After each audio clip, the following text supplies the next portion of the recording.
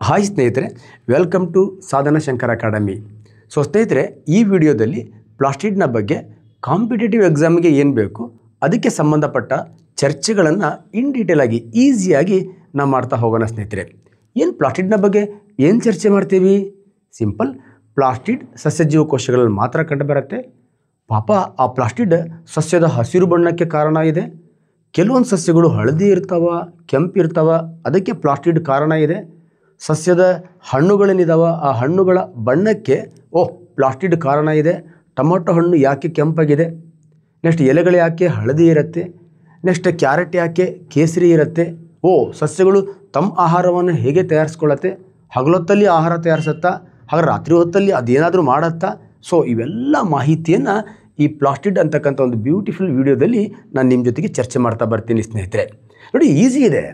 ಸಸ್ಯ ಯಾವ ಬಣ್ಣದ ಬೆಳಕನ್ನು ಹೆಚ್ಚು ಹೀರ್ಕೊಳ್ಳೋದು. ನಾವು ಸೂರ್ಯನ ಬೆಳಕಲ್ಲಿ ಸಸ್ಯಗಳು ಆಹಾರವನ್ನು ತಯಾರಿಸುತ್ತೆ ಅಂತ ಹೇಳ್ಬಿಡ್ತೀವಿ. ಆದರೆ ಸೂರ್ಯನ ಬೆಳಕಲ್ಲಿ ಆಹಾರ ತಯಾರಿಸುತ್ತೆ. ಬೆಳಕಲ್ಲಿ ತುಂಬ ಬಣ್ಣಗಳಿವೆ, ಎಲ್ಲ ಬಣ್ಣಗಳನ್ನು ಬಳಸ್ಕೊಳ್ಳೋದಿಲ್ಲ ಅದು. ಯು ವಿ ಕಿರಣಗಳಿದೆ, ಯು ವಿ ಕಿರಣಗಳನ್ನು ಬಳಸೋದಿಲ್ಲ ಅದು. ಹಾಗಾದರೆ ಏನು ಬಳಸಿ ಅದು ಫೋಟೋಸಿಂಥಸಿಸ್ ದ್ಯುತಿ ಸಂಶ್ಲೇಷಣೆ ಕ್ರಿಯೆ ನಡೆಸುತ್ತೆ. ಅವೆಲ್ಲ ಕ್ಲಾಸನ್ನು ನಾನು ನಿಮ್ಮ ಜೊತೆಗೆ ಇಲ್ಲಿ ಚರ್ಚೆ ಮಾಡ್ತಾ ಬರ್ತೀನಿ. ಸ್ನೇಹಿತರೆ ನೋಡಿ, this topic that is the plastid ಅಂತ.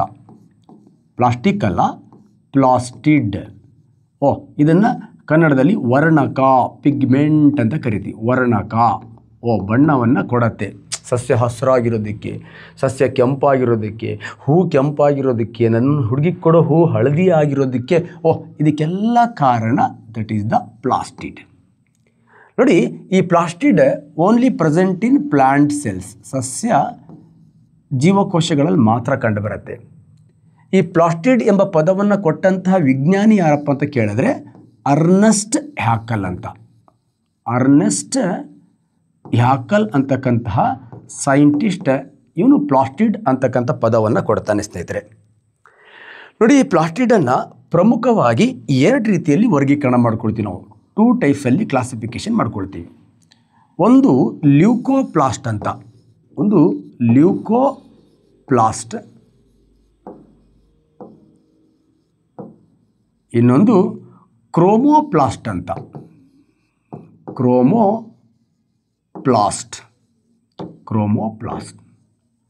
ಸರ್ ಹೌದು ಸರ್, ಪ್ಲಾಸ್ಟಿಡ್ ಜೀವಕೋಶದಲ್ಲಿ ಎಲ್ಲೈತಿ ತೋರಿಸಿ ಸರ್. ಸಿಂಪಲ್, ಇದೇ ಪ್ಲಾಸ್ಟಿಡ್. ಇಲ್ಲೇನಿದೆಯಲ್ವಾ, ಈ ಝೋನ್ ಇದೆಯಲ್ವಾ, ಇದು ಪ್ಲಾಸ್ಟಿಡ್. ನೋಡಿ, ಈ ಝೋನ್ ಇದೆಯಲ್ವಾ, ಇದು ಮೈಟೋಕಾಂಡ್ರಿಯಾ. ಸರ್ ಎರಡು ಯಾಕೆ ತೋರಿಸ್ತಾ ಇದ್ದೀರಾ?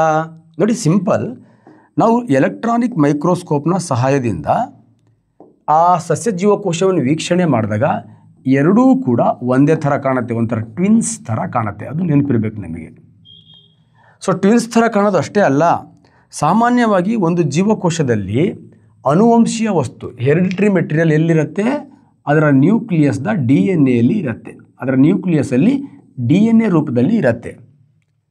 ಆದರೆ ಈ ಪ್ಲಾಸ್ಟಿಡ್ ಮತ್ತು ಮೈಟೋಕಾಂಡ್ರಿಯಾ ಸ್ವಂತ DNA ಹೊಂದಿರುತ್ತೆ. ನ್ಯೂಕ್ಲಿಯಸ್ನ ಜೊತೆ DNA ಹೊಂದಿರತಕ್ಕಂಥ ಇತರೆ ಕಣದಂಗಗಳು ಜೀವಕೋಶದಲ್ಲಿ ಎಲ್ಲಿ ಕಂಡುಬರುತ್ತೆ ಅಂತ ಕೇಳಿದ್ರೆ, ಒಂದು ಪ್ಲಾಸ್ಟಿಡಲ್ಲಿ ಕಂಡುಬರುತ್ತೆ, ಇನ್ನೊಂದು ಮೈಟೋಕಾಂಡ್ರಿಯಾದಲ್ಲಿ ಕಂಡುಬರುತ್ತೆ. ಸಸ್ಯ ಜೀವಕೋಶ ಅಂದರೆ 3 ಕಣದಂಗದಲ್ಲಿ DNA ಇರುತ್ತೆ. ಪ್ರಾಣಿ ಜೀವಕೋಶ ಅಂದರೆ ಪ್ರಾಣಿ ಜೀವಕೋಶದಲ್ಲಿ ಪ್ಲಾಸ್ಟಿಡ್ ಇರೋದಿಲ್ಲ. 2 ಕಣದಂಗಗಳಲ್ಲಿ ಏನಾಗಿರುತ್ತೆ, DNA ಮಾಲಿಕ್ಯೂಲ್ಸ್ ಅಂದರೆ ಅನುವಂಶೀಯ ವಸ್ತು ಇರುತ್ತೆ. ಹಾಗಾಗಿ ಅವು ತನ್ನ DNAಯಿಂದನೇ ಅವು ಸ್ವಪ್ರತೀಕರಣ, ರೆಪ್ಲಿಕೇಶನ್ಸ್ ಮಾಡ್ಕೊಳ್ಳುತ್ತೆ. ಅದು HSTR, GPSTR ಕ್ಲಾಸಸ್ಗಳಲ್ಲಿ ನಿಮಗೆ ಅದರ ಜೊತೆ ಚರ್ಚೆ ಮಾಡ್ತಾ ಬರ್ತೀನಿ. ಸ್ನೇಹಿತರೆ, ಒಟ್ಟಾರೆಯಾಗಿ ಪ್ಲಾಸ್ಟಿಡನ್ನು ಮೇಯ್ನ್ಲಿ ದೇ ಆರ್ 2 ಟೈಪ್ಸಲ್ಲಿ ಕ್ಲಾಸಿಫಿಕೇಷನ್ ಮಾಡ್ತೀವಿ. ಒಂದು ಲ್ಯೂಕೋಪ್ಲಾಸ್ಟ್, ಇನ್ನೊಂದು ಕ್ರೋಮೋಪ್ಲಾಸ್ಟ್. ಲ್ಯೂಕೋ ಅಂತ ಎಲ್ಲಾದರೂ ಬರಲಿ ಸೈನ್ಸಲ್ಲಿ. ಲ್ಯೂಕೋ ಅಂದರೆ ವೈಟ್ ಅಂತ ಅರ್ಥ, ಬಿಳಿ ಅಂತ ಅರ್ಥ. ಕ್ರೋಮೋ ಅಂತ ಸೈನ್ಸಲ್ಲಿ ಎಲ್ಲಾದರೂ ಬರಲಿ, ಕ್ರೋಮೋ ಅಂದರೆ ಕಲ್ಲರ್ ಅಂತ, ಬಣ್ಣ ಅಂತ ಅರ್ಥ. ಸುಮ್ಮನೆ ಅಲ್ಲ, ನನ್ನ ಹುಡುಗಿ ಇವತ್ತು ಲ್ಯೂಕೋ ಚೂಡಿ ಹಾಕಿದ್ದಾಳೆ, ಬಿಳಿ ಚೂಡಿ ಹಾಕಿದ್ದಾಳೆ. ನನ್ನ ಹುಡುಗ ಇವತ್ತು ಲ್ಯೂಕೋ ಶರ್ಟನ್ನು ಹಾಕಿದ್ದಾನೆ, ಬಿಳಿ ಶರ್ಟನ್ನು ಹಾಕಿದ್ದಾನೆ.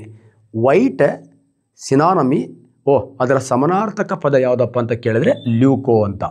ವೈಟ್ ಪ್ಲಾಸ್ಟಿಡ್, ಕಲ್ಲರ್ ಪ್ಲಾಸ್ಟಿಡ್ ಅಂತ. ನೋಡಿ, ಈ ಒಂದು ಲ್ಯೂಕೋ ಅಂತಕ್ಕಂಥ ಪದ ಕಲ್ತ್ರೆ ಹೆಂಗೆ ಬೆನಿಫಿಟ್ ಇರುತ್ತೆ ಅಂದರೆ, ಎಕ್ಸಾಂಪಲ್ ನಿಮಗೆಲ್ಲ ಗೊತ್ತಿದೆ, ಲ್ಯುಕೇಮಿಯಾ. ನೋಡಿ, ಲ್ಯುಕೇಮಿಯಾ, ಹಾಗಾದರೆ ಲುಕೇಮಿಯಾ ಅನ್ನೋದು ಇದೊಂದು ರಕ್ತಕ್ಕೆ ಸಂಬಂಧಪಟ್ಟಂತಹ ರೋಗ, ಬ್ಲಡ್ ಕ್ಯಾನ್ಸರ್ ಅಂತ ಕರಿತೀವಿ. ಬ್ಲಡ್ ಕ್ಯಾನ್ಸರ್ ಅಂತಕ್ಕಂತಹ ಕರೆಯಲ್ಪಡ್ತಕ್ಕಂತಹ ಈ ಲುಕೇಮಿಯಾ ರೋಗ ಇದೆಯಲ್ವಾ, ಇಡೀ ರಕ್ತಕ್ಕೆ ಸಂಬಂಧಪಟ್ಟಿದೆಯಾ? ರಕ್ತದಲ್ಲಿ 4 ಘಟಕಗಳಿದೆ.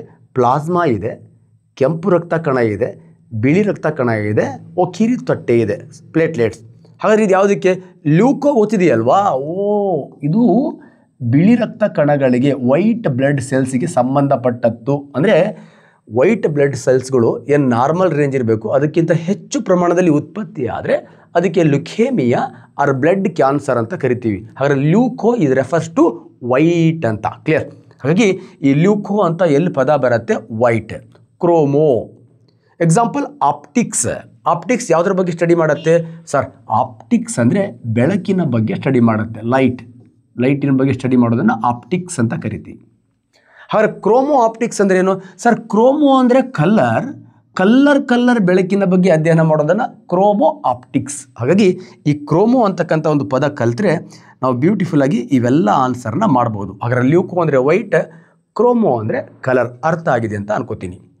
ನೋಡಿ, ಈ ಲ್ಯೂಕೋಪ್ಲಾಸ್ಟಿಡ್ ಇದೆಯಲ್ವಾ, ಲ್ಯೂಕೋಪ್ಲಾಸ್ಟ್ ಎಲ್ಲಿರುತ್ತೆ ಅಂದರೆ ಎಲ್ಲಿ ಸಸ್ಯದ ಮೇಲೆ ಬೆಳಕು ಬೀಳಲ್ವೋ, ಲೈಟ್ ಎಲ್ಲಿ ಆಬ್ಸೆಂಟ್ ಇರುತ್ತೋ ಆ ಜಾಗದಲ್ಲಿ ಈ ಪ್ಲಾಸ್ಟಿಡ್ ಇರುತ್ತೆ.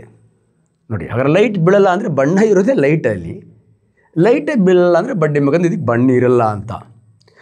ಇವೆಲ್ಲ ಲೈಟ್ ಎಲ್ಲಿ ಬೀಳತ್ತೋ ಅಲ್ಲಿರುತ್ತೆ ಅಂದರೆ ಅರ್ಥಾತ್ ಇವುಗಳಿಗೆಲ್ಲ ಬಣ್ಣ ಇರುತ್ತೆ ಅಂತ ಅರ್ಥ. ಕ್ಲಿಯರ್?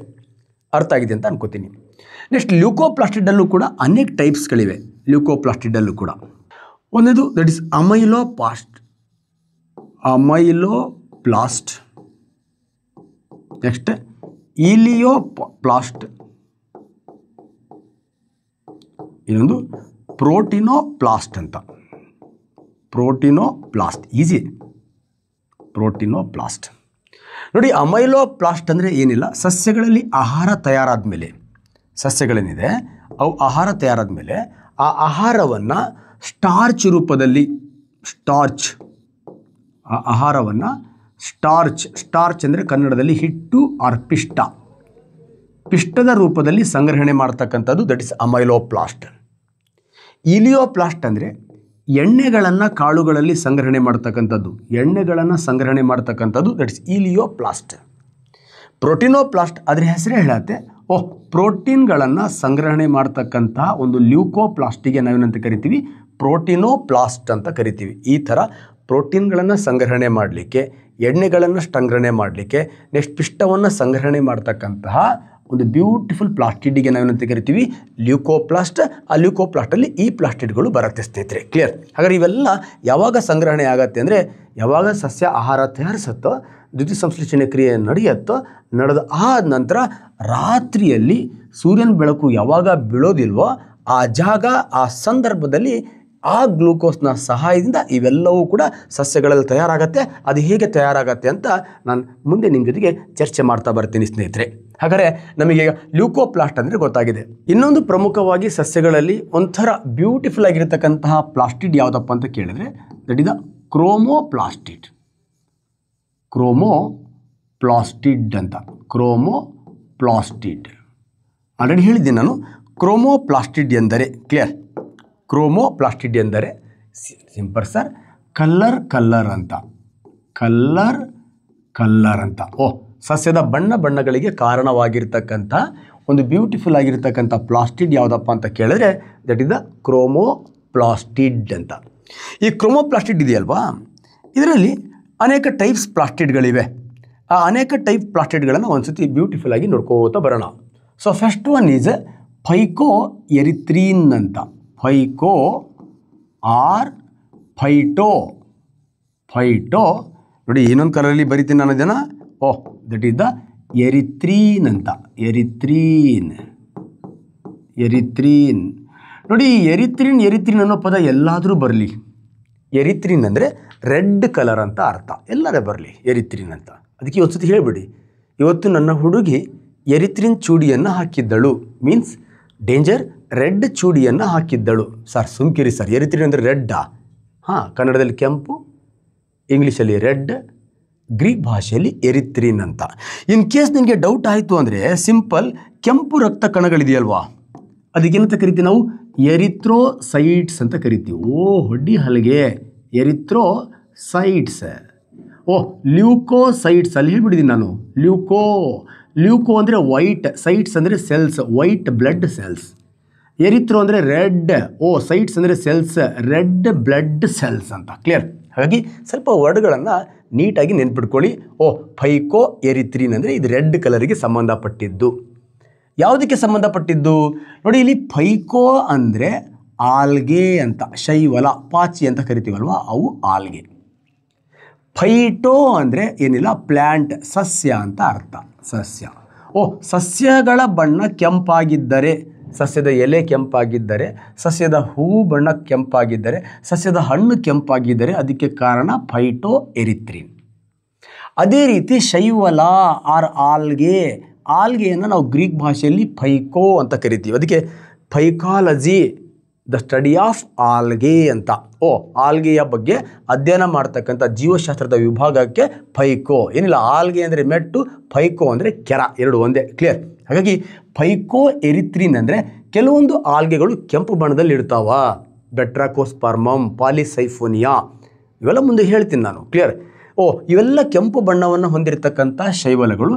ಅವುಗಳ ಬಣ್ಣ ಕೆಂಪಾಗಿರಲಿಕ್ಕೆ ಕಾರಣವಾಗಿರತಕ್ಕಂಥ ವರ್ಣಕ ಯಾವುದಪ್ಪ ಅಂತ ಕೇಳಿದ್ರೆ ದಟ್ ಈಸ್ ದ ಶೈವಲ ಇದ್ದರೆ ಫೈಕೋ ಎರಿಥ್ರಿನ್, ಸಸ್ಯ ಇದ್ದರೆ ಫೈಟೋ ಎರಿಥ್ರಿನ್ ಅಂತ. ಕ್ಲಿಯರ್? ಸಮ್ಟೈಮ್ಸ್ ಈ ಕ್ರೋಮೋಪ್ಲಾಸ್ಟಿಡ್ ಇದೆಯಲ್ವಾ, ಅದಕ್ಕೆ ಸ್ವಲ್ಪ ತಿರುಗಿಸಿ ಆಕ್ಟಿವೈಸ್ ಪ್ಯಾಸಿವೈಸ್ ಥರನೂ ಕೇಳಿಬಿಡ್ತಾನೆ. ಈಗ ಎಕ್ಸಾಂಪಲ್, ಕ್ರೋಮೋ ನಿಮಗೆಲ್ಲ ಗೊತ್ತಿದೆ, ರೆಡ್ ಅಂತ. ಸಸ್ಯ ಫೈಟೋ, ಹೊಡಿ ಹಲ್ಗೆ. ಸಸ್ಯಗಳ ಬಣ್ಣ ಕಾರಣ, ಕೆಂಪಾಗಲಿಕ್ಕೆ ಕಾರಣ, ಆರ್ ಕಲರ್ ಆಗಲಿಕ್ಕೆ ಕಾರಣ ಫೈಟೋ ಕ್ರೋಮ್ ಅಂತಲೂ ಕೂಡ ಕರಿಬೋದು. Phyto Chrome. ಸಸ್ಯದ ಎಲೆಗಳು, ಹೂಗಳು, ಹಣ್ಣುಗಳ ಬಣ್ಣಕ್ಕೆ ಕಾರಣವಾಗಿರ್ತಕ್ಕಂಥ ವರ್ಣಕ. ಆವಾಗ ಕ್ರೋಮೋಪ್ಲಾಸ್ಟಿಡ್ ಇರಲಿಲ್ಲ ಅಂದರೆ ಏನಿರುತ್ತೆ? ಫೈಟೋಕ್ರೋಮ್ ಇರುತ್ತೆ. ಇನ್ ಕೇಸ್ ಕ್ರೋಮೋಪ್ಲಾಸ್ಟಿಡ್ ಫೈಟೋಕ್ರೋಮ್ ಎರಡೂ ಇದ್ರೆ ಯಾವ್ದು ಸರ್?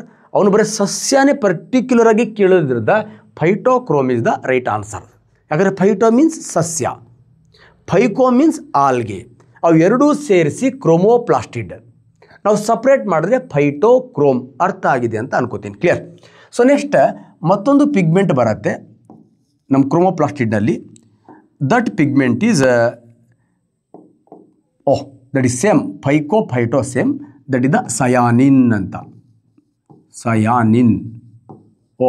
ಸಸ್ಯಗಳ ಬಣ್ಣ ಕೆಂಪಾಗಲಿಕ್ಕೆ ಅಥವಾ ನೀಲಿ ಆಗಲಿಕ್ಕೆ ಕಾರಣವಾಗಿರ್ತಕ್ಕಂಥ ಬ್ಲೂ ಪಿಗ್ಮೆಂಟ್, ನೀಲಿ ವರ್ಣಕ ಯಾವುದಪ್ಪ ಅಂತ ಕೇಳಿದ್ರೆ ದಟ್ ಇಸ್ ದ ಫೈಕೋ ಸಯಾನಿನ್. ನೆಕ್ಸ್ಟ್ ಮತ್ತೊಂದು ಪಿಗ್ಮೆಂಟ್ ಬರುತ್ತೆ. ದಿಸ್ ಪಿಗ್ಮೆಂಟ್ ಈಸ್ ಕ್ಯಾರೋಟನಾಯ್ಡ್ ಅಂತ ಕರಿತೀವಿ. ಕ್ಯಾರೋಟನಾಯ್ಡ್ ಅಂತಕ್ಕಂಥ ಮತ್ತೊಂದು ವರ್ಣಕ ಕ್ರೋಮೋಪ್ಲಾಸ್ಟ್ನ ವಿಧ ಬರುತ್ತೆ, ಕ್ಯಾರೋಟನಾಯ್ಡ್. ನೋಡಿ, ಈ ಕ್ಯಾರೋಟನಾಯ್ಡಲ್ಲಿ ಪ್ರಮುಖವಾಗಿ ಜಾಂತೋಫಿಲ್ ಅಂತಕ್ಕಂಥ ಪಿಗ್ಮೆಂಟ್ ಬರುತ್ತೆ. ಇದು ಒಂದು ಟೈಪ್ಸ್ ಆಫ್ ಕ್ಯಾರೋಟನಾಯ್ಡ್ಸ್, ಜಾಂತೋಫಿಲ್. ಇನ್ನೊಂದು ಬರುತ್ತೆ ಕ್ಯಾರೋಟಿನ್ ಅಂತ ಬರುತ್ತೆ. ಕ್ಯಾರೋಟಿನ್. ನೋಡಿ, ಇವು ಕ್ಯಾರೋಟನಾಯ್ಡ್ನ ಎರಡು ವಿಧಗಳು, ಜಾಂತೋಫಿಲ್ ಮತ್ತು ಕ್ಯಾರೋಟಿನ್. ಈ ಜಾಂತೋಫಿಲ್ ಇದೆಯಲ್ವಾ, ಇದು ಸಸ್ಯಗಳ ಬಣ್ಣ ಕಂದಾಗಲಿಕ್ಕೆ ಹೆಲ್ಪ್ ಮಾಡುತ್ತೆ. ನೆಕ್ಸ್ಟ್ ಹಳದಿ ಆಗಲಿಕ್ಕೆ ಹೆಲ್ಪ್ ಮಾಡುತ್ತೆ. ಈ ಕ್ಯಾರೋಟಿನ್ ಇದೆಯಲ್ವಾ, ಇದು ಸಸ್ಯಗಳ ಬಣ್ಣ ಹಳದಿ ಮಿಶ್ರಿತ ಕೆಂಪು ಆರ್ ಕೇಸರಿ ಆರ್ ಕೆಂಪು ಇದಾಗಲಿಕ್ಕೆ ಯಾವುದು ಸಹಾಯ ಮಾಡುತ್ತೆ ಅಂದರೆ ದಟ್ ಈಸ್ ಕ್ಯಾರೋಟಿನ್ ಅಂತಕ್ಕಂಥ ಕ್ಯಾರೋಟನಾಯ್ಡ್ನ ಒಂದು ವಿಧ. ಇವೆರಡು ಹೆಲ್ಪ್ ಮಾಡುತ್ತೆ. ಮತ್ತು ಇವುಗಳಲ್ಲಿರ್ತಕ್ಕಂಥ ಪಿಗ್ಮೆಂಟು ಕೂಡ ಹೇಳ್ಬೋದು, ನಾವು ಕೇಳ್ಬೋದು ಕೆಲವು ಸತಿ. ಒಂದು ಎಲೆ ಹಳದಿ ಆಗ್ತಾ ಇದೆ, ಅದರಲ್ಲಿ ಯಾವ ಪಿಗ್ಮೆಂಟ್ ಇದೆ? ಜಾಂತೋಫಿಲ್ಲಲ್ಲಿ ಇರೋ ಪಿಗ್ಮೆಂಟ್ ಯಾವುದು ಅಂತ ಕೇಳಿದ್ರೆ ದಟ್ ಈಸ್ ದ ಲ್ಯೂಟಿನ್ ಅಂತ. ಲ್ಯೂಟಿನ್ ಅಂತಕ್ಕಂತಹ ವಸ್ತು ಇರೋದ್ರಿಂದ ಅದರ ಬಣ್ಣ ಏನಾಗತ್ತೆ? ಹಳದಿ ಆಗತ್ತೆ. ಇಲ್ಲೂ ಕೂಡ ಅಷ್ಟೇ. ನಾವು ಎಕ್ಸಾಂಪಲ್ ಸಿಂಪಲ್, ಒಂದು ಟೊಮಾಟೊ ಹಣ್ಣಿದೆ. ಟೊಮಾಟೊ ಹಣ್ಣಿನ ಕೆಂಪು ಬಣ್ಣಕ್ಕೆ ಕಾರಣವಾಗಿರ್ತಕ್ಕಂಥ ವಸ್ತು ಯಾವುದು ಅಂತ ಕೇಳಿದ್ರೆ ದಟ್ ಈಸ್ ದ ಲೈಕೋಪಿನ್. ಹಾಗಾದ್ರೆ ಲೈಕೋಪಿನ್ ಅಂತಕ್ಕಂಥದ್ದು ಕ್ಯಾರೋಟಿನ ಒಂದು ಟೈಪ್ಸ್, ಲ್ಯೂಟಿನ್ ಅಂತಕ್ಕಂಥದ್ದು ಜಾಂತೋಫಿಲ್ನ ಒಂದು ಟೈಪ್ಸ್. ಈ ವಸ್ತುಗಳು ಅದರಲ್ಲಿದ್ದರೆ ಹಳದಿ ಕಂದಿರುತ್ತೆ, ಈ ವಸ್ತುಗಳು ಅದರಲ್ಲಿದ್ದರೆ ಕೇಸರಿ ಕೆಂಪು ಈ ಕಲರಲ್ಲಿ ಇರುತ್ತೆ. ಈ ಥರ ನಮ್ಮ ಕೆರೋಟನಾಯ್ಡ್ ಅಂಡ್ ಫೈಕೋಸಯಾನಿನ್ ಅಂಡ್ ಫೈಕೋ ಎರಿಥ್ರಿನ್ನ ಮೂಲಕ ಸಸ್ಯಗಳಿಗೆ ಬೇಕಾಗಿರ್ತಕ್ಕಂಥ ಬಣ್ಣಗಳ ಡಿಸೈನ್ ಸಿಗುತ್ತೆ. ಆ ಡಿಸೈನನ್ನು ಯಾರು ಕೊಡ್ತಾರಂದರೆ ಸಿಂಪಲ್ ಪ್ಲಾಸ್ಟಿಡ್ ಕೊಡುತ್ತೆ ಸ್ನೇಹಿತರೆ. ನೋಡಿ, ಇವೆಲ್ಲ ವಿಶೇಷವಾಗಿರ್ತಕ್ಕಂಥ ಬಣ್ಣ. ಓಕೆ, ಬಣ್ಣದ ಹೂಗಳು, ಬಣ್ಣದ ಎಲೆಗಳು ಅದೆಲ್ಲ ನೋಡಲಿಕ್ಕೆ ಹೋಗ್ತಾವಲ್ವ, ಅದಕ್ಕೆಲ್ಲ ಕಾರಣ ಇವೆಲ್ಲ ಪಿಗ್ಮೆಂಟ್ಸ್ ಅಂದರೆ ಗೊತ್ತಾಗುತ್ತಲ್ವ. ನಾವು ಕರ್ರಾಗಿದ್ದೀವಿ ಅಂದರೆ ನಮ್ಮ ಪಿಗ್ಮೆಂಟ್ ಮೆಲನಿನ್ ಕಡಿಮೆ ಇದೆ ಅಂತ ಅರ್ಥ, ಜಾಸ್ತಿ ಇದೆ ಅಂತ. ಕರ್ರಾಗಿದ್ದರೆ ಮೆಲನಿನ್ ಜಾಸ್ತಿ ಇದೆ ಅಂತ ಅರ್ಥ, ಬೆಳ್ಳಗಿದೆ ಅಂದರೆ ಮೆಲನಿನ್ ಕಡಿಮೆ ಇದೆ ಅಂತ ಅರ್ಥ. ಹಾಗಾದರೆ ನಮ್ಮ ಚರ್ಮದ ಬಣ್ಣಕ್ಕೆ ಕಾರಣವಾಗಿರುವ ಮೆಲನಿನ್ ಹೇಗೆ ಪಿಗ್ಮೆಂಟೋ, ಹಾಗೆ ಇವುಗಳ ಬಣ್ಣಗಳಿಗೆ ಕಾರಣವಾಗಿರ್ತಕ್ಕಂತಹ ಪಿಗ್ಮೆಂಟ್ಗಳು ಸಸ್ಯಗಳ ಬಣ್ಣದ ಒಂದು ಪ್ರಪಂಚಕ್ಕೆ ಕಾರಣವಾಗಿರ್ತಕ್ಕಂತಹ ಪಿಗ್ಮೆಂಟ್ಗಳು. ಆದರೂ ಸಸ್ಯ ಅಂದರೆ ಒಂದು ಬಣ್ಣ ಅಂತೂ ನಮಗೆ ಮರೆತೇ ಹೋಗೋದಿಲ್ಲ. ಆ ಬಣ್ಣ ಯಾವುದಪ್ಪ ಅಂದರೆ ಸಿಂಪಲ್ ಆ ಬಣ್ಣನೇ ಸಸ್ಯಗಳಲ್ಲಿ 90% ಹೆಚ್ಚಿನ ಪ್ರಮಾಣದಲ್ಲಿರುತ್ತೆ. ಆ ಒಂದು ಟೈಪ್ಸ್ ಆಫ್ ಕ್ರೋಮೋಪ್ಲಾಸ್ಟಿಡನ್ನು ನಾವು ಕ್ಲೋರೋಪ್ಲಾಸ್ಟ್ ಅಂತ ಕರಿತೀವಿ. ಕ್ಲೋರೋಪ್ಲಾಸ್ಟ್ ಅಂತ ಕರಿತೀವಿ. ಈ ಕ್ಲೋರೋಪ್ಲಾಸ್ಟ್ ಸಸ್ಯಗಳ ಹಸಿರು ಬಣ್ಣಕ್ಕೆ ಕಾರಣವಾಗಿರ್ತಕ್ಕಂಥ ಒಂದು ಬ್ಯೂಟಿಫುಲ್ ಆಗಿರ್ತಕ್ಕಂಥ ಪಿಗ್ಮೆಂಟ್. ಈ ಕ್ಲೋರೋಪ್ಲಾಸ್ಟ್ನಲ್ಲಿ ಒಂದು ಪಿಗ್ಮೆಂಟ್ ಹೇಗೆ ಲ್ಯೂಟಿನ್ ಆ್ಯಂಡ್ ಲೈಕೋಪಿನ್ ಇತ್ತಲ್ವಾ, ಆ ಥರ ಒಂದು ಪಿಗ್ಮೆಂಟ್ ಇದೆ. ಆ ಪಿಗ್ಮೆಂಟನ್ನು ನಾವೇನಂತ ಕರಿತೀವಿ ಅಂದರೆ ಕ್ಲೋರೋಫಿಲ್ ಅಂತ ಕರಿತೀವಿ. ಕ್ಲೋರೋಫಿಲ್ ಇದನ್ನೇ ನಾವು 1ನೇ ಕ್ಲಾಸಲ್ಲಿ, 2ನೇ ಕ್ಲಾಸಲ್ಲಿ, 3ನೇ ಕ್ಲಾಸಲ್ಲಿ ಓದಬೇಕಾದ್ರೆ ನಮ್ಮ ಅಜ್ಜಪ್ಪ ಮಿಶ್ರ ಏನಂತ ಹೇಳಿದ್ದಾನೆ, ಪತ್ರಾವಳಿ ಹರಿತು ಮೀನ್ಸ್ ಪತ್ರ ಹರಿತು ಅಂತ. ಓಕೆ, ಹಾಗಾದರೆ ಕ್ಲೋರೋಫಿಲ್ ಆರ್ ಪತ್ರ ಹರಿತು ಎಲ್ಲಿದೆ ಅಂದರೆ ಕ್ಲೋರೋಪ್ಲಾಸ್ಟಲ್ಲಿದೆ. ಕ್ಲೋರೋಪ್ಲಾಸ್ಟ್ ಹಸಿರು ಬಣ್ಣವನ್ನು ಇಡೀ ಸಸ್ಯಕ್ಕೆ ಇದರ ಸಹಾಯದಿಂದ ಕೊಡುತ್ತೆ ಸ್ನೇಹಿತರೆ. ಕ್ಲಿಯರ್, ಅರ್ಥ ಆಗಿದೆ ಅಂತ ಅನ್ಕೋತೀನಿ. ನೋಡಿ, ಈಗ ನಾವು ಇನ್ ಡೀಟೇಲ್ ಸ್ಟಡಿ ಮಾಡಬೇಕಾಗಿರೋದು ಯಾವುದರ ಬಗ್ಗೆ ಅಂದರೆ 90% ಬಣ್ಣವನ್ನು ಹೊಂದಿರತಕ್ಕಂತಹ ಕ್ಲೋರೋಪ್ಲಾಸ್ಟ್ ಬರೀ ಬಣ್ಣಕ್ಕೆ ಮಾತ್ರ ಅಲ್ಲ, ತನ್ನ ಒಳಗಡೆ ಇರತಕ್ಕಂತಹ ಕ್ಲೋರೋಫಿಲ್ ಪಿಗ್ಮೆಂಟನ್ನು ಬಳಸಿ ನಾವೇನು ಬದುಕಿದ್ದೇವಲ್ವಾ, ಅದಕ್ಕೆಲ್ಲ ಆಹಾರ ಕಾರಣ. ಆ ಆಹಾರವನ್ನು ತಯಾರು ಮಾಡ್ತಕ್ಕಂಥ ಒಂದು ಬ್ಯೂಟಿಫುಲ್ ಜೀವಿ ಯಾವುದಪ್ಪ ಅಂತ ಕೇಳಿದರೆ ಸಸ್ಯಗಳು. ಆ ಸಸ್ಯಗಳು ತಮ್ಮ ಆಹಾರವನ್ನು ತಾವೇ ತಯಾರಿಸ್ಕೊಂಡು ಸ್ವಪೋಷಕಗಳು ಆಟೋಟ್ರೋಫ್ಸ್ಗಳನ್ನಾಗಿ ಒಂದು ಬ್ಯೂಟಿಫುಲ್ ಈ ಜೀವ ಪ್ರಪಂಚವನ್ನು ನಿರ್ವಹಣೆ ಮಾಡ್ತಾ ಇದೆ. ಅಂದರೆ ಆ ಸಸ್ಯಗಳಲ್ಲಿ ಏನಿದೆ ಅಂತ ಹೇಳಿ ನಡಿಸ್ ನಮ್ಮ ಅಜ್ಜಪ್ಪ ಮಾಸ್ಟರ್ ಹೇಳಿರೋ ಕ್ಲೋರೋಫಿಲ್ನ ಸಹಾಯದಿಂದ, ಆ ಕ್ಲೋರೋಪ್ಲಾಸ್ಟ್ನ ಸಹಾಯದಿಂದ ಸ್ನೇಹಿತರೆ. ಹಾಗಾದರೆ ಆ ಸಸ್ಯ ಜೀವಕೋಶಗಳಲ್ಲಿ ಕಂಡುಬರ್ತಕ್ಕಂಥ ಕ್ಲೋರೋಪ್ಲಾಸ್ಟ್ ಇದೆಯಲ್ವಾ, ಸಸ್ಯ ಜೀವಕೋಶದಲ್ಲಿ ಕಂಡುಬರತಕ್ಕಂತಹ ಕ್ಲೋರೋಪ್ಲಾಸ್ಟ್, ಈ ಕ್ಲೋರೋಪ್ಲಾಸ್ಟ್ನ ಬಗ್ಗೆ ಒಂದು ಬ್ಯೂಟಿಫುಲ್ ಆಗಿರತಕ್ಕಂಥ ಚರ್ಚೆಯನ್ನು ಮಾಡ್ತಾ ಬರೋಣ ಸ್ನೇಹಿತರೆ. ಏನೇನಿದೆ ಕ್ಲೋರೋಪ್ಲಾಸ್ಟಲ್ಲಿ? ಸಸ್ಯ ಏನು 90% ಹಸಿರು ಕಲರಲ್ಲಿರುತ್ತೆ. ಅದಕ್ಕೆ ಕಾರಣವಾಗಿರತಕ್ಕಂಥ ಒಂದು ಪಿಗ್ಮೆಂಟ್ ಯಾವುದಪ್ಪ ಅಂತ ಕೇಳಿದರೆ ಕ್ಲೋರೋಪ್ಲಾಸ್ಟ್. ಈ ಕ್ಲೋರೋಪ್ಲಾಸ್ಟನ್ನು ಕನ್ನಡದಲ್ಲಿ ಹರಿದ್ರೇಣು ಅಂತ ಕರಿತೀವಿ. ಹರಿದ್ರೇಣು ಅಂತ ಕರಿತೀವಿ. ಈ ಕ್ಲೋರೋಪ್ಲಾಸ್ಟನ್ನು ಫಸ್ಟ್ ಐಡೆಂಟಿಫೈ ಮಾಡಿದ ಸೈಂಟಿಸ್ಟ್ ಯಾರಪ್ಪ ಅಂತ ಕೇಳಿದ್ರೆ ದಟ್ ಇಸ್ ದ ಸ್ಕಿಂಪರ್ ಅಂತ. ಸ್ಕಿಂಪರ್ ನೋಡಿ, ನಮ್ಮ ಪ್ಲಾಸ್ಟಿಡನ್ನು ಕಂಡುಹಿಡಿದವನು ಯಾರಪ್ಪ ಅಂತ ಕೇಳಿದ್ರೆ ಅರ್ನೆಸ್ಟ್ ಹ್ಯಾಕಲ್. ಬಟ್ ಇದನ್ನು ಡಿಸ್ಕವರ್ ಮಾಡಿದವನು ಯಾರಪ್ಪ ಅಂತ ಕೇಳಿದ್ರೆ ದಟ್ ಇಸ್ ದ ಸ್ಕಿಂಪರ್. ಈ ಕ್ಲೋರೋಪ್ಲಾಸ್ಟನ್ನು ಮೊಟ್ಟ ಮೊದಲು ಸಂಶೋಧನೆ ಮಾಡಿದ ಸೈಂಟಿಸ್ಟ್ ಯಾರಪ್ಪ ಅಂತ ಕೇಳಿದ್ರೆ ಸ್ಕಿಂಪರ್. ನೋಡಿ, ಈ ಏನು ಕ್ಲೋರೋಪ್ಲಾಸ್ಟ್ ಇದೆ, ಈ ಕ್ಲೋರೋಪ್ಲಾಸ್ಟಲ್ಲಿ ಕಾಳದ ರಚನೆ ಗ್ರಾನ ಕಂಡು ಬರುತ್ತೆ. ಈ ಕ್ಲೋರೋಪ್ಲಾಸ್ಟಲ್ಲಿ ಈ ಗ್ರಾನಗಳ ಸಟ್ಟೇನಿದೆಯಲ್ವಾ, ಈ ಗ್ರಾನಗಳನ್ನು ಕನೆಕ್ಟ್ ಮಾಡ್ತಕ್ಕಂಥ ಲ್ಯಾಮಲೆ ಕಂಡು ಬರುತ್ತೆ. ಈ ಗ್ರಾನಗಳ ಮಧ್ಯೆ ಇರತಕ್ಕಂತಹ ಏನು ಖಾಲಿ ಜಾಗ ಇದೆ, ಆ ಖಾಲಿ ಜಾಗದಲ್ಲಿ ಏನು ಕಂಡು ಬರುತ್ತೆ, ಸ್ಟ್ರೋಮಾ ಕಂಡು ಬರುತ್ತೆ. ಈ ಸ್ಟ್ರೋಮಾ, ಲ್ಯಾಮಲೆ ಆ್ಯಂಡ್ ಗ್ರಾನ ಇದರಿಂದ ಒಂದು ಬ್ಯೂಟಿಫುಲ್ ಕ್ಲೋರೋಪ್ಲಾಸ್ಟ್ ಆಗಿದೆ. ಈ ಕ್ಲೋರೋಪ್ಲಾಸ್ಟನ್ನು ಬಳಕೆಗೆ ತಂದಂಥ ಕಂಡುಹಿಡಿದ ವಿಜ್ಞಾನಿ ಯಾರಪ್ಪ ಅಂತ ಕೇಳಿದ್ರೆ ದಟ್ ಇಸ್ ದ ಸ್ಕಿಂಪರ್. ನೋಡಿ, ಈ ಕಾಳಾದ ರಚನೆ ಇದೆಯಲ್ವಾ, ಗ್ರಾನ ಇದೆಯಲ್ವಾ, ಈ ಗ್ರಾನದಿಂದ ನಾವು ಜಸ್ಟ್ ಒಂದು ಕಾಳನ್ನು ಹೊರಗಡೆ ತಗೊಳ್ಳೋಣ. ಕ್ಲಿಯರ್, ಒಂದೇ ಕಾಳನ್ನು ಹೊರಗಡೆ ತಗೊಳ್ಳೋಣ. ಒಂದೇ ಕಾಳು ನೋಡಿ, ಒಂದು ಕಾಳು ಈ ಥರ ಇರುತ್ತೆ, ಒಂದು ಕಾಳು ಈ ಥರ ಇರುತ್ತೆ, ಒಂದು ಕಾಳು. ಈ ಒಂದು ಕಾಳು ಏನಿದೆ, ಈ ಒಂದು ಕಾಳನ್ನೇ ನಾವು ಥೈಲಾಕಾಯ್ಡ್ ಅಂತ ಕರಿತೀವಿ. ಥೈಲಾಕಾಯ್ಡ್ ಅಂತ ಕರಿತೀವಿ. ನೋಡಿ, ಇದು ಕೂಡ ಕಾಂಪಿಟೇಟಿವ್ ಎಕ್ಸಾಮಲ್ಲಿ ಅರೈಸ್ ಆಗಿರ್ತಕ್ಕಂತಹ ಪ್ರಶ್ನೆ. ಥೈಲಾಕಾಯ್ಡ್ಗಳು ಎಲ್ಲಿ ಕಂಡು ಬರುತ್ತೆ? ಥೈಲಾಕಾಯ್ಡ್ಗಳು ಕ್ಲೋರೋಪ್ಲಾಸ್ಟಲ್ಲಿ ಕಂಡುಬರುತ್ತೆ. ಏನು ಆ ಥೈಲಾಕಾಯ್ಡ್ಗಳ ಗುಂಪಿಗೆ group of ಥೈಲಾಕಾಯ್ಡ್ is known as grana ಅಂತ ಕರಿತೀವಿ. ಆ ಥೈಲಾಕಾಯ್ಡ್ದ ಗ್ರೂಪ್ ಏನಿದೆ ಆ ಗ್ರೂಪಿಗೆ ನಾವೇನಂತ ಕರಿತೀವಿ, ಗ್ರಾನಾ ಅಂತ ಕರಿತೀವಿ. ಓಕೆ, ಹಾಗಾದರೆ ಗ್ರಾನದ ಒಂದು ಕಾಳನ್ನು ನಾವೇನಂತ ಕರಿತೀವಿ, ಥೈಲಾಕಾಯ್ಡ್ ಅಂತ ಕರಿತೀವಿ. ಈ ಥೈಲಾಕಾಯ್ಡ್ನ ಮಧ್ಯೆ ಒಂದು ವಿಶೇಷವಾಗಿರತಕ್ಕಂತಹ ವಸ್ತು ಇದೆ. ಆ ವಿಶೇಷವಾಗಿರತಕ್ಕಂಥ ವಸ್ತುವನ್ನು ಕ್ವಾಂಟಜೋಮ್ಸ್ ಅಂತ ಕರಿತೀವಿ ನಾವು. ಕ್ವಾಂಟಜೋಮ್ಸ್. ಈ ಕ್ವಾಂಟಜೋಮಲ್ಲಿ 2 ಪಿಗ್ಮೆಂಟ್ ಇದೆ. ಒಂದು ಕ್ಲೋರೋಫಿಲ್ ಅಂತಕ್ಕಂತಹ ಪಿಗ್ಮೆಂಟ್ ಇದೆ, ವರ್ಣಕ ಇದೆ ಕ್ಲೋರೋಫಿಲ್. ಇನ್ನೊಂದು ಕೆರೋಟನಾಯ್ಡ್ ಅಂತಕ್ಕಂಥ ವರ್ಣಕ ಇದೆ. ಕೆರೋಟನಾಯ್ಡ್ ಅಂತಕ್ಕಂಥ ವರ್ಣಕ ಇದೆ. ನಿಮಗೆಲ್ಲ ಗೊತ್ತಿದೆ, ಕ್ಲೋರೋಫಿಲ್ ಸಸ್ಯಗಳ ಹಸಿರು ಬಣ್ಣಕ್ಕೆ ಕಾರಣವಾಗಿರತಕ್ಕಂತಹ ವರ್ಣಕ. ನಿಮಗೆಲ್ಲ ಗೊತ್ತಿದೆ, ಇದು ಸಸ್ಯಗಳ ಹಳದಿ, ಕಿತ್ತಳೆ, ಕೆಂಪು ಬಣ್ಣಕ್ಕೆ ಕಾರಣವಾಗಿರತಕ್ಕಂಥ ವರ್ಣಕ. ಈ 2 ವರ್ಣಕಗಳು ನಮ್ಮ ಥೈಲಾಕಾಯ್ಡ್ನ ಕ್ವಾಂಟಜೋಮ್ಸ್ನಲ್ಲಿ ಇದೆ. ಇದೇ ಕ್ಲೋರೋಫಿಲ್ಲನ್ನು ನಮ್ಮ ಅಜ್ಜಪ್ಪ ಮಾಸ್ಟರ್ ಏನಂತ ಕರಿತಾ ಇದ್ರು, ಪತ್ರ ಹರಿತ್ತು ಅಂತ ಕರಿತಾ ಇದ್ರು. ನೋಡಿ ಎಷ್ಟು ಚೆನ್ನಾಗಿದೆ. ಹಾಗಾದರೆ ಪತ್ರ ಹರಿತ್ತು ಎಲ್ಲಿದೆ? ಕ್ವಾಂಟಜೋಮಲ್ಲಿದೆ. ಕ್ವಾಂಟಜೋಮ್ ಎಲ್ಲಿದೆ? ಥೈಲಾಕಾಯ್ಡಲ್ಲಿದೆ. ಥೈಲಾಕಾಯ್ಡ್ ಎಲ್ಲಿದೆ? ಗ್ರಾನಾದಲ್ಲಿದೆ. ಗ್ರಾನಾ ಎಲ್ಲಿದೆ? ಕ್ಲೋರೋಪ್ಲಾಸ್ಟಲ್ಲಿದೆ. ಕ್ಲೋರೋಪ್ಲಾಸ್ಟ್ ಎಲ್ಲಿದೆ? ಪ್ಲಾಸ್ಟಿಡ್ನಲ್ಲಿ ಇದೆ. ಪ್ಲಾಸ್ಟಿಡ್ನಲ್ಲಿರೋ ಕ್ಲೋರೋಪ್ಲಾಸ್ಟ್, ಕ್ಲೋರೋಪ್ಲಾಸ್ಟಲ್ಲಿರೋ ಗ್ರಾನದ ಒಂದು ಕಾಳು ಥೈಲಾಕಾಯ್ಡ್. ಥೈಲಾಕಾಯ್ಡಲ್ಲಿರ್ತಕ್ಕಂಥ ಕ್ವಾಂಟಜೋಮ್ಸ್ಗಳು 2 ಪಿಗ್ಮೆಂಟ್ಗಳನ್ನು ಹೊಂದಿರುತ್ತೆ. ಒಂದು ಪತ್ರ ಹರಿತ್ತು, ಇನ್ನೊಂದು ಕೆರೋಟನಾಯ್ಡ್. ಸರಿ, ಈ ಪಿಗ್ಮೆಂಟ್ ಆವಾಗಲೇ ಹೇಳಿದ್ದಾನೆ, ಸಸ್ಯಗಳು ಹಸಿರಾಗಿರಲು ಕಾರಣ ಪತ್ರ ಹರಿತ್ತು. ಅದರಲ್ಲಿ ಯಾವ ಪತ್ರ ಹರಿತ್ತು ಅಂದರೆ ಕ್ಲೋರೋಫಿಲ್ ಎ ಅಂತ ಇರುತ್ತೆ, ನೆಕ್ಸ್ಟ್ ಕ್ಲೋರೋಫಿಲ್ ಬಿ ಅಂತ ಇರುತ್ತೆ. ಈ chlorophyll A, chlorophyll B and carotenoid ಇವು ಪ್ರಮುಖವಾಗಿ ಸಸ್ಯದ ವಿವಿಧ ಬಣ್ಣಗಳಿಗೆ ಕಾರಣವಾಗಿರ್ತಕ್ಕಂಥದ್ದು. ಈ ಪಿಗ್ಮೆಂಟ್ ಏನಿದೆ ಕ್ಲೋರೋಫಿಲ್ ಎ ಮತ್ತು ಕ್ಲೋರೋಫಿಲ್ ಬಿ ಆರ್ ಕ್ಲೋರೋಫಿಲ್ ಅಂತಕ್ಕಂಥ ಪಿಗ್ಮೆಂಟ್, ಅವತ್ತೇ ಅಜ್ಜಪ್ಪ ಹೇಳಿದ್ದಾರೆ, ಈ ಪತ್ರ ಹರಿತ್ತಿಂದನೇ ಸಸ್ಯಗಳು ಸೂರ್ಯನ ಬೆಳಕನ್ನು ಹೀರಿಕೊಂಡು ತಮ್ಮ ಆಹಾರವನ್ನು ತಾವೇ ತಯಾರಿಸ್ಕೊಳ್ತಾವ. ಈ ಕ್ರಿಯೆಗೆ ಏನಂತ ಕರಿತೀವಿ ನಾವು? ಫೋಟೋಸಿಂಥಸಿಸ್ ಆರ್ ದ್ವಿತೀಯ ಸಂಶ್ಲೇಷಣೆ ಅಂತ ಕರಿತೀವಿ. ದ್ವಿತೀಯ ಸಂಶ್ಲೇಷಣೆ, ಒಡ್ಡಿ ಹಾಲಿಗೆ.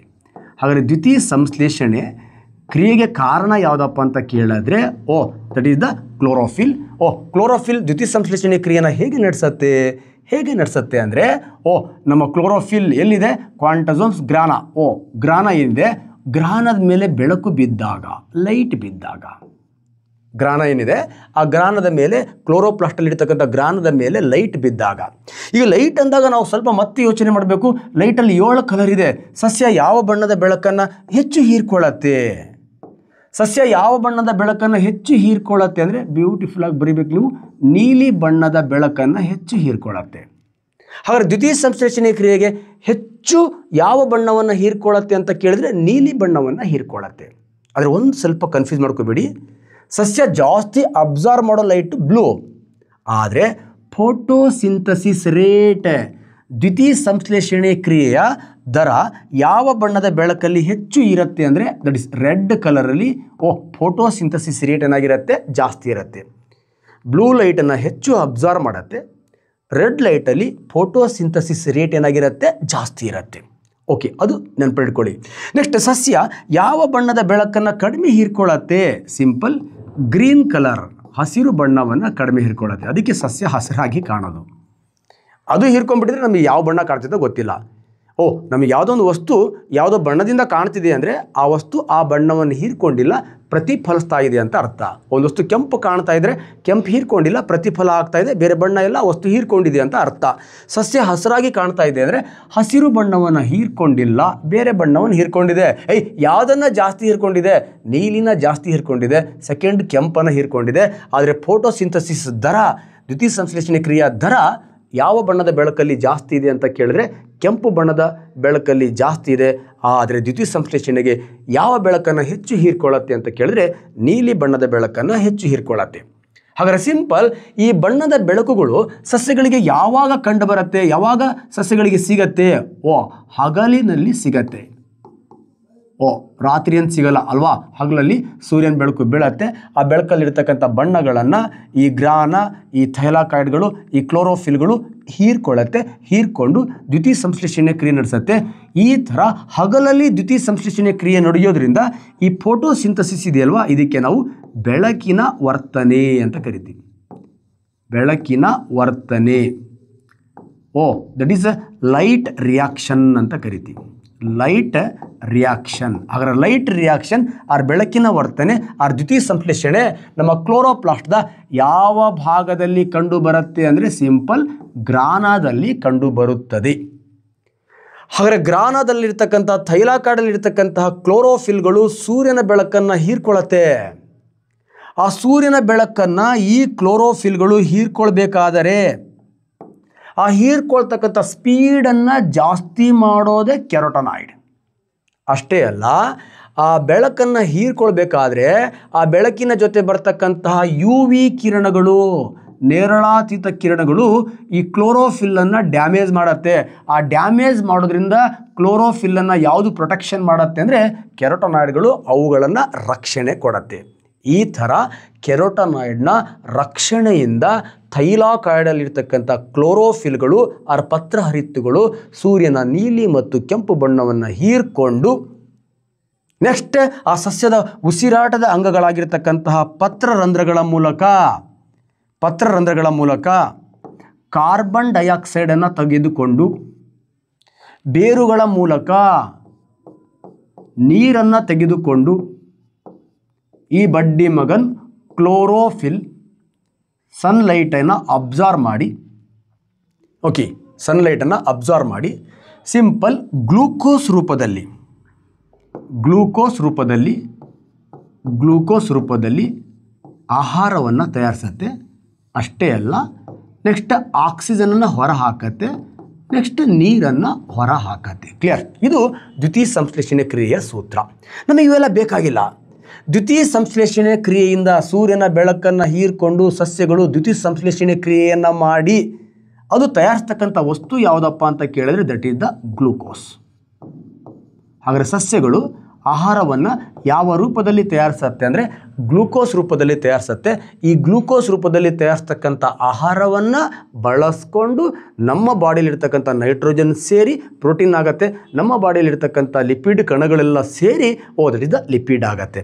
ಹಾಗಾದರೆ ದ್ಯುತಿ ಸಂಶ್ಲೇಷಣೆ ಕ್ರಿಯೆ ಅಂದರೆ ಲಿಪಿಡ್ ಪ್ರೋಟೀನ್ ತಯಾರಿಕೆ ಅಲ್ಲ, ಓನ್ಲಿ ಕಾರ್ಬೋಹೈಡ್ರೇಟ್ ಆಗಿರ್ತಕ್ಕಂಥ ಗ್ಲೂಕೋಸ್ನ ತಯಾರಿಕೆಗೆ ನಾವೇನಂತ ಕರಿತೀವಿ, that is the photosynthesis or ದ್ಯುತಿ ಸಂಶ್ಲೇಷಣೆ ಕ್ರಿಯೆ ಅಂತ ಕರಿತೀವಿ ಸ್ನೇಹಿತರೆ. ಹಾಗಾಗಿ ಸಸ್ಯಗಳು ದ್ಯುತಿ ಸಂಶ್ಲೇಷಣೆ ಕ್ರಿಯೆಯಿಂದ ನಮಗೆ ಕೊಡ್ತಕ್ಕಂತಹ ಪ್ರಾಡಕ್ಟ್ ಯಾವುದಪ್ಪ ಅಂತ ಕೇಳಿದ್ರೆ ಗ್ಲೂಕೋಸ್. ಬೈ ಪ್ರಾಡಕ್ಟ್ ಯಾವುದಪ್ಪ ಅಂತ ಕೇಳಿದ್ರೆ ಮತ್ತೊಂದು ಉಪೋತ್ಪನ್ನ ಯಾವುದಪ್ಪ ಅಂತ ಕೇಳಿದ್ರೆ ಆಕ್ಸಿಜನ್. ನೆಕ್ಸ್ಟ್ ಈ ಆಕ್ಸಿಜನ್ ಹೇಗಾಗತ್ತೆ, ಈ ಗ್ಲೂಕೋಸ್ ಹೇಗಾಗತ್ತೆ, ಇವುಗಳನ್ನು ಹೇಗೆ ತೆಗೆದುಕೊಳ್ತದೆ ಅನ್ನೋದಕ್ಕೆ ಫೋಟೋಸಿಂಥಸಿಸ್ ಅಂತಕ್ಕಂತಹ ಒಂದು ಬ್ಯೂಟಿಫುಲ್ ಕಂಟೆಂಟನ್ನು ಇದರ ನೆಕ್ಸ್ಟೇ ಮಾಡಿ ನಿಮಗೆ ಅಪ್ಲೋಡ್ ಮಾಡ್ತೀನಿ ಸ್ನೇಹಿತರೆ. ಚೆನ್ನಾಗಿ ಓದಿ, ಬ್ಯೂಟಿಫುಲ್ ನಿಮ್ಮ ಜೀವನ ಚೆನ್ನಾಗಿ ಇಟ್ಕೊಳ್ಳಿ. ಹೆಂಗೆ ಇಟ್ಕೊಳ್ತೀರೋ ಗೊತ್ತಿಲ್ಲ, ನೀವಿರೋವರೆಗೂ ನಿಮ್ಮ ತಂದೆ ತಾಯಿಗಳನ್ನು ಬ್ಯೂಟಿಫುಲ್ಲಾಗಿ ಇಟ್ಕೊಳ್ಳಿ. ಅವ್ರದ್ದೊಂದು ಕನಸಿದೆ, ಅದನ್ನು ನೆನಸು ಮಾಡಿಬಿಟ್ರೆ ನೀವು ಪ್ರಧಾನಮಂತ್ರಿಗಿಂತನೂ ದೊಡ್ಡ ಗ್ರೇಟೆಸ್ಟ್ ವ್ಯಕ್ತಿ ಆ ಫ್ಯಾಮಿಲಿ ಅಂತ ಹೇಳ್ತಾ ಈ ಬ್ಯೂಟಿಫುಲ್ ಕಂಟೆಂಟನ್ನು ನಾನು ನಿಮ್ಮ ಜೊತೆಗೆ ಎಕ್ಸ್ಪ್ಲೇನ್ ಮಾಡ್ತಾ ಇದ್ದೀನಿ ಸ್ನೇಹಿತರೆ. ಅರ್ಥ ಆಗಿದೆ ಅಂತ ಅನ್ಕೋತೀನಿ. ಈ ರೀತಿ ಸಸ್ಯಗಳು ಸೂರ್ಯನ ಬೆಳಕನ್ನು ತೆಗೆದುಕೊಂಡು ಆ ಕ್ಲೋರೋಪ್ಲಾಸ್ಟಲ್ಲಿರ್ತಕ್ಕಂತಹ ಗ್ರಾನದಲ್ಲಿರ್ತಕ್ಕಂಥ ಕ್ಲೋರೋಫಿಲ್ಗಳು ಗ್ಲೂಕೋಸ್ ರೂಪದಲ್ಲಿ ಆಹಾರವನ್ನು ತಯಾರಿಸುತ್ತೆ. ಇವೆಲ್ಲವೂ ಎಲ್ಲಿ ನಡೆಯುತ್ತೆ ಅಂದರೆ ಹಗಲಲ್ಲಿ ನಡೆಯುತ್ತೆ. ಹಾಗಾಗಿ ಇವೆಲ್ಲ ಹಗಲಿನ ಕ್ರಿಯೆ ಆರ್ ಬೆಳಕಿನ ವರ್ತನೆ ಆರ್ ಲೈಟ್ ರಿಯಾಕ್ಷನ್ ಅಂತ ಕರಿತೀವಿ. ಹಾಗಾದ್ರೆ ಹಗಲಲ್ಲಿ ಕ್ಲೋರೋಫಿಲ್ ಏನೋ ರೆಡಿ ಆಯಿತು, ಎಲ್ಲಿ ಗ್ರಾನದಲ್ಲಿ. ನೆಕ್ಸ್ಟ್ ನಾವು ಎಲ್ಲಿಗೆ ಬರ್ತೀವಿ ಅಂದರೆ ಸ್ಟ್ರೋಮಕ್ಕೆ ಬರ್ತೀವಿ. ಏನು ಗ್ರಾನ ರೆಡಿ ಮಾಡಿರ್ತಕ್ಕಂತಹ ಗ್ಲೂಕೋಸ್ ಇದೆಯಲ್ವಾ, ಗ್ಲೂಕೋಸ್, ಆ ಗ್ಲೂಕೋಸನ್ನು ನಮ್ಮ ಸ್ಟ್ರೋಮಗಳು ರಾತ್ರಿ ಸಮಯದಲ್ಲಿ ನೋಡಿ, ರಾತ್ರಿ ಸಮಯದಲ್ಲಿ ಏನಾಗಿ ಪರಿವರ್ತನೆ ಮಾಡುತ್ತೆ, ಸ್ಟಾರ್ಚನ್ನಾಗಿ ಪರಿವರ್ತನೆ ಮಾಡುತ್ತೆ. ಹಾಗಾದ್ರೆ ಸ್ಟಾರ್ಚ್ ಆಗ್ತಕ್ಕಂಥ ಪ್ರೊಸೆಸ್ ನೈಟ್ ನಡೆಯುತ್ತೆ. ಗ್ಲೂಕೋಸ್ ಆಗ್ತಕ್ಕಂಥ ಪ್ರೊಸೆಸ್ ಏನಿದೆ ಅದು ಹಗಲಲ್ಲಿ ನಡೆಯುತ್ತೆ. ಗ್ಲೂಕೋಸ್ ಆಗೋದನ್ನು ನಾವು ಫೋಟೋಸಿಂಥಸಿಸ್ ಅಂತ ಕರಿತೀವಿ, ಅದನ್ನು ಲೈಟ್ ರಿಯಾಕ್ಷನ್ ಅಂತ ಕರಿತೀವಿ. ಇದು ನೈಟ್ ರಿಯಾಕ್ಷನ್. ನೈಟ್ ರಿಯಾಕ್ಷನಲ್ಲಿ ಆಗಿರ್ತಕ್ಕಂಥ ಗ್ಲೂಕೋಸು ಸ್ಟಾರ್ಚ್ ಆಗಿ ಕನ್ವರ್ಟ್ ಆಗುತ್ತೆ. ಹಾಗಾಗಿ ನಮ್ಮ ಕ್ಲೋರೋಪ್ಲಾಸ್ಟ್ದ ಯಾವ ಕಣಗಂಗದಲ್ಲಿ ಪಿಷ್ಟ ಉತ್ಪತ್ತಿ ಆಗತ್ತೆ ಅಂದರೆ ಸಿಂಪಲ್ ನಮ್ಮ ಸ್ಟ್ರೋಮದಲ್ಲಿ ಪಿಷ್ಟ ಉತ್ಪತ್ತಿ ಆಗುತ್ತೆ. ನೆಕ್ಸ್ಟ್ ಗ್ರಾನದಲ್ಲಿ ದಟ್ ಈಸ್ ದ ಗ್ಲೂಕೋಸ್ ಉತ್ಪತ್ತಿ ಆಗುತ್ತೆ. ಗ್ಲೂಕೋಸ್ ತಯಾರಿಕೆ ಆಗ್ತಕ್ಕಂಥದ್ದನ್ನು ನಾವು ಲೈಟ್ ರಿಯಾಕ್ಷನ್, ದ್ಯುತಿ ಸಂಶ್ಲೇಷಣೆ ಸಸ್ಯಗಳ ಆಹಾರ ತಯಾರಿಕೆ ಅಂತ ಕರಿತೀವಿ. ನೆಕ್ಸ್ಟ್ ಸ್ಟಾರ್ಚ್ ರೆಡಿ ಆಗ್ತಕ್ಕಂಥದ್ದನ್ನು ರಾತ್ರಿ ವರ್ತನೆ ಆರ್ ನೈಟ್ ರಿಯಾಕ್ಷನ್, ಇದು ಸ್ಟ್ರೋಮದಲ್ಲಿ ನಡೆಯುತ್ತೆ. ಈ ಥರ ಸಸ್ಯಗಳು ಸೂರ್ಯನ ಬೆಳಕು, ಕಾರ್ಬನ್ ಡೈಆಕ್ಸೈಡ್, ನೀರನ್ನು ತಗೊಂಡು ಗ್ರಾನದಲ್ಲಿರೋ ಥೈಲಾಕಾಯ್ಡ್, ಅದರಲ್ಲಿರೋ ಕ್ಲೋರೋಫಿಲನ್ನು ಬಳಸ್ಕೊಂಡು ನೀಲಿ ಕೆಂಪು ಬಣ್ಣವನ್ನು ಹೀರ್ಕೊಂಡು ಗ್ಲೂಕೋಸ್ ರೂಪದಲ್ಲಿ ಆಹಾರ ತಯಾರಿಸುತ್ತೆ. ಆ ಗ್ಲೂಕೋಸನ್ನು ಈ ಸ್ಟ್ರೋಮ ಪಿಷ್ಟವನ್ನಾಗಿ ಕನ್ವರ್ಟ್ ಮಾಡುತ್ತೆ. ಆ ಪಿಷ್ಟನೇ ನಾವು ಆಹಾರದ ಮೂಲಕ ತೆಗೆದುಕೊಳ್ತೀವಿ. ಪಿಷ್ಟ ಮತ್ತೆ ಗ್ಲೂಕೋಸ್ ಆಗಿ ಜೀರ್ಣ ಆಗಿ ನಮ್ಮ ಬಾಡಿಲಿ ಹೋಗುತ್ತೆ. ಅದನ್ನು ನೆಕ್ಸ್ಟ್ ನಾನು ನಿಮ್ಮ ಜೊತೆಗೆ ಚರ್ಚೆ ಮಾಡ್ತಾ ಬರ್ತೀನಿ ಸ್ನೇಹಿತರೆ. ಈ ಥರ ಪ್ಲಾಸ್ಟಿಡ್, ಕ್ಲೋರೋಪ್ಲಾಸ್ಟ್, ಅದರಲ್ಲಿರ್ತಕ್ಕಂತಹ ಗ್ರಾನ ಅವೆಲ್ಲವೂ ಸೇರಿ ಸಸ್ಯಗಳಲ್ಲಿ ಮಾತ್ರ ಕಂಡುಬರುತ್ತೆ. ಸಸ್ಯಗಳಲ್ಲಿ ಆಹಾರವನ್ನು ತಯಾರಿಸುತ್ತೆ. ಓಕೆ, ಈಗ ಆಹಾರ ತಯಾರಿಕೆ ಅಂದರೆ ಏನು? ಸಿಂಪಲ್. ಆಹಾರ ತಯಾರಿಕೆ ಅಂದರೆ ಅಮ್ಮ ಅನ್ನ ಮಾಡೋದಿದೆಯಲ್ವಾ, ಅದೇ ಆಹಾರ ತಯಾರಿಕೆ. ಅನ್ನ ಹೆಂಗೆ ಮಾಡ್ತಾರೆ ಎಲ್ರಿಗೂ ಗೊತ್ತಲ್ವಾ? ಸರ್ ಸುಮ್ಕಿರ್ರಿ ಸರ್, ಅನ್ನ ಮಾಡೋಕ್ಕೆ ಅಕ್ಕಿ ಬೇಕು, ನೆಕ್ಸ್ಟ್ ನೀರು ಬೇಕು, ಬ್ಯೂಟಿಫುಲ್ ಪಾತ್ರೆ ಬೇಕು, ಆಮೇಲೆ ಬೆಂಕಿ ಬೇಕು. 5 ನಿಮಿಷ ಪಾತ್ರೆಯಲ್ಲಿ ಈ ನೀರಲ್ಲಿ ಅಕ್ಕಿ ಹಾಕಿಟ್ರೆ ಅನ್ನ ಸಿಗತ್ತೆ ಸರ್. ಅದರಲ್ಲಿ ಗಂಜಿ ಬರುತ್ತೆ ಸರ್, ಆದರೆ ನೀರು ಆವಿಯಾಗಿ ಮೇಲಕ್ಕೆ ಹೋಗುತ್ತೆ. ಕ್ಲಿಯರ್? ಇಷ್ಟು ಅನ್ನ ಮಾಡೋ ಪ್ರೊಸೆಸ್ ಅಲ್ವಾ? ಇದು ಯಾರಿಗೆ ಗೊತ್ತಿದೆಯೋ ಅವರೆಲ್ಲ ಆರಾಮಾಗಿ ದ್ಯುತಿ ಸಂಶ್ಲೇಷಣೆ ಕ್ರಿಯೆ ನೀಟಾಗಿ ಬರಿಬೋದು ನಾವು. ನಮ್ಮ ಸಸ್ಯಗಳು ಇದು ಅನ್ನ, ಆಹಾರ ಅಂದರೆ ಅನ್ನ ಮಾಡುವ ಕ್ರಿಯೆ. ಹಾಗಾದರೆ ದ್ಯುತಿ ಸಂಶ್ಲೇಷಣೆ ಕ್ರಿಯೆ ಅಂದರೆ ಏನು? ದ್ಯುತಿ ಸಂಶ್ಲೇಷಣೆ ಸಿಂಪಲ್. ಅಕ್ಕಿ ಬದಲು ಸಸ್ಯಗಳು ಕಾರ್ಬನ್ ಡೈಆಕ್ಸೈಡನ್ನು ತಗೊಳತ್ತೆ. ನೀರಿನ ಬದಲು ಬೀರನ್ನು ತಗೊಳ್ಳಲ್ಲ, ನೀರೇ ತಗೊಳತ್ತೆ. ನೀರಿನ ಬದಲು ಬೀರನ್ನು ತಗೊಳ್ಳಲ್ಲ, ನೀರೇ ತಗೊಳತ್ತೆ. ನೆಕ್ಸ್ಟ್ ಪಾತ್ರೆ ಬದಲು ಸಿಂಪಲ್ ಪತ್ರಾವಳಿ ಹರಿತು ಕ್ಲೋರೋಫಿಲ್ ಇರುತ್ತೆ. ನೆಕ್ಸ್ಟ್ ಬೆಂಕಿ ಬದಲು ಸನ್ಲೈಟ್, ಸೂರ್ಯನ ಬೆಳಕು ಇರುತ್ತೆ. ಸೂರ್ಯನ ಬೆಳಕಿನ ಕ್ಲೋರೋಫಿಲ್ಗಳು ಸೂರ್ಯನ ಬೆಳಕನ್ನು ಹೀರ್ಕೊಂಡು ಇವುಗಳನ್ನು ಬಳಸ್ಕೊಂಡು ಬ್ಯೂಟಿಫುಲ್ ಆಗಿ ಕ್ಲಿಯರ್ ಗ್ಲೂಕೋಸ್ ರೂಪದಲ್ಲಿ C6H12O6 ಗ್ಲೂಕೋಸ್ ರೂಪದಲ್ಲಿ ಆಹಾರವನ್ನು ತಯಾರಿಸುತ್ತೆ. ಇದೆ ಆಹಾರ. ಸಸ್ಯಗಳು ಯಾವ ರೂಪದಲ್ಲಿ ಆಹಾರ ತಯಾರಿಸುತ್ತೆ ಅಂದರೆ ಗ್ಲೂಕೋಸ್ ರೂಪದಲ್ಲಿ ಆಹಾರವನ್ನು ತಯಾರಿಸುತ್ತೆ. ಆ ಆಹಾರವನ್ನು ತಯಾರಿಸಿದ ನಂತರ ಆಕ್ಸಿಜನನ್ನು ಹೊರಹಾಕಿ ನಮ್ಮ ಉಸಿರಾಟಕ್ಕೆ ಸಹಾಯ ಮಾಡುತ್ತೆ. ಓಕೆ, ಅದರ ಜೊತೆಗೆ ಮತ್ತೆ ಬ್ಯೂಟಿಫುಲ್ ಆಗಿರತಕ್ಕಂತಹ ನೀರು ಕೂಡ ಹೊರಗಡೆ ಬರುತ್ತೆ. ಓಕೆ, ಒಟ್ಟಾರೆಯಾಗಿ ಸಸ್ಯ ನೋಡಿ, ಅಕ್ಕಿ ಕಾರ್ಬನ್ ಡೈಆಕ್ಸೈಡ್, ನೀರು ಬೆಂಕಿ ಸನ್ಲೈಟ್, ಪಾತ್ರೆ ಕ್ಲೋರೋಫಿಲ್, ಅನ್ನ ಗ್ಲೂಕೋಸ್, ಗಂಜಿ ಆಕ್ಸಿಜನ್, ಆವಿ ದಟ್ ಇಸ್ ದ ನೀರಾವಿ. ಕ್ಲಿಯರ್? ನೋಡಿ, ಅನ್ನ ಮಾಡೋದು ಗೊತ್ತಾಯಿತು ಅಂದರೆ ಸಸ್ಯಗಳು ದ್ಯುತಿ ಸಂಶ್ಲೇಷಣೆ ಕ್ರಿಯೆಯನ್ನು ಹೇಗೆ ನಡೆಸುತ್ತೆ, ಇದು ಹೇಗೆ ನಡೆಸುತ್ತೆ, ಆಕ್ಸಿಜನ್ ಎಲ್ಲಿಂದ ಬರುತ್ತೆ, ಈ ಬಡ್ಡಿಮಗ ನೀರನ್ನು ಜೀವಜಲ ಅಂತ ಕರಿತೀವಲ್ವಾ. ಯಾಕೆ ಜೀವಜಲ ಅಂತ ಕರಿತೀವಿ ಅಂದರೆ ಈ ಆಕ್ಸಿಜನ್ ನೀರಿಂದ ಏನು ಕಾರ್ಬನ್ ಡೈಆಕ್ಸೈಡ್ದೋ ಅದನ್ನು ನೆಕ್ಸ್ಟ್ ವಿಡಿಯೋದಲ್ಲಿ ನಾನು ನಿಮ್ಮ ಜೊತೆಗೆ ಚರ್ಚೆ ಮಾಡ್ತೀನಿ ಸ್ನೇಹಿತರೆ. ಈ ವಿಡಿಯೋನ ಆದಷ್ಟು ನಿಮ್ಮ ಸ್ನೇಹಿತರಿಗೆ ಶೇರ್ ಮಾಡಿ, ಬ್ಯೂಟಿಫುಲ್ಲಾಗಿ ಕಳಿಸಿ. ಈ ಒಂದು ವಿಡಿಯೋ ತುಂಬ ಚೆನ್ನಾಗಿ ಮಾಡ್ತೀರಾ ಸರ್ ಅಂತ ನಿಮಗೆ ಆಟೋಮೆಟಿಕ್ಕಾಗಿ ಆ ಇನ್ಸ್ಪಿರೇಷನಿಂದ ಅನೇಕ class, complete biology, chemistry, physics free ಕ್ಲಾಸಸನ್ನು ಮಾಡಿಕೊಡ್ತೀನಿ ಅಂತ ಹೇಳ್ತಾ ಎಲ್ರಿಗೂ ಭಗವಂತ ಒಳ್ಳೇದು ಮಾಡಲಿ. ನಮಸ್ಕಾರ.